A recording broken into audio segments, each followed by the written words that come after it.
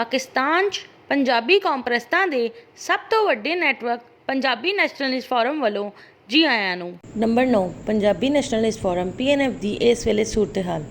Central leadership 6 ਹੋਣ ਤੋਂ ਬਾਅਦ ਮੁਕੰਮਲ ਹੋ ਚੁੱਕੀ ਹੈ। ਜ਼ੋਨਲ ਲੀਡਰਸ਼ਿਪ 24 ਹੋਣ ਤੋਂ ਬਾਅਦ ਮੁਕੰਮਲ ਹੋ ਚੁੱਕੀ ਹੈ।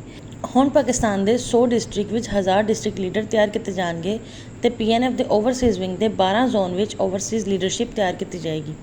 ਹਰ ਡਿਸਟ੍ਰਿਕਟ ਵਿੱਚ 10 ਡਿਸਟ੍ਰਿਕਟ ਐਗਜ਼ੈਕਟਿਵ ਕਮੇਟੀ ਦੇ ਮੈਂਬਰ ਬਣਾਏ ਜਾਣਗੇ।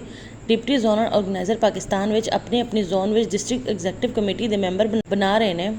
ਡਿਸਟ੍ਰਿਕਟ ਐਗਜ਼ੈਕਟਿਵ ਕਮੇਟੀ ਦੇ ਮੈਂਬਰਾਂ ਵਿੱਚੋਂ ਪਾਕਿਸਤਾਨ ਦੇ 100 ਡਿਸਟ੍ਰਿਕਟ ਵਿੱਚ ਕਾਰਕਰਦਗੀ, ਕਾਬਲੀਅਤ ਤੇ ਕਿਆਦਤ ਦੀ ਸਲਾਹੀਅਤ ਦੀ ਬੁਨਿਆਦ ਤੇ ਡਿਸਟ੍ਰਿਕਟ ਆਰਗੇਨਾਈਜ਼ਰ ਦੀ ਤਕਰਰੀ ਮੁਤਲਕਾ ਜ਼ੋਨ ਦੇ ਜ਼ੋਨਲ ਆਰਗੇਨਾਈਜ਼ਰ ਕਰ ਰਹੇ ਨੇ। ਪੰਜਾਬੀ ਨੈਸ਼ਨਲਿਸਟ ਫੋਰਮ PNF ਦੇ ਓਵਰਸੀਜ਼ ਵਿੰਗ ਦੇ ਜ਼ੋਨਲ ਆਰਗੇਨਾਈਜ਼ਰ PNF ਦਾ ਚੀਫ ਆਰਗੇਨਾਈਜ਼ਰ ਮੁਕਰਰ ਕਰੇਗਾ। ਓਵਰਸੀਜ਼ ਜ਼ੋਨ ਜਾਂ ਓਵਰਸੀਜ਼ ਜ਼ੋਨ ਦੀ ਸਟੇਟ ਦੇ ਐਗਜ਼ੈਕਟਿਵ ਕਮੇਟੀ ਦੇ ਮੈਂਬਰਾਂ ਦਾ ਤਕਰਰ ਮੁਤਲਕਾ ਜ਼ੋਨ ਦਾ ਆਰਗੇਨਾਈਜ਼ਰ ਕਰੇਗਾ।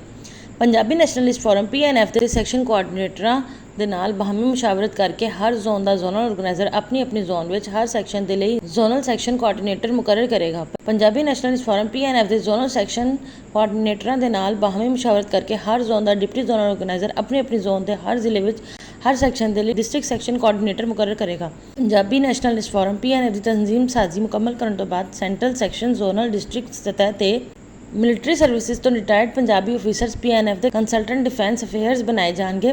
ਸਿਵਲ ਸਰਵਿਸਿਜ਼ ਤੋਂ ਰਿਟਾਇਰਡ ਪੰਜਾਬੀ ਆਫੀਸਰ PNF ਦੇ ਕੰਸਲਟੈਂਟ ਸਿਵਲ ਸਰਵਿਸਿਜ਼ ਅਫੇਅਰਸ ਬਣਾਏ ਜਾਣਗੇ।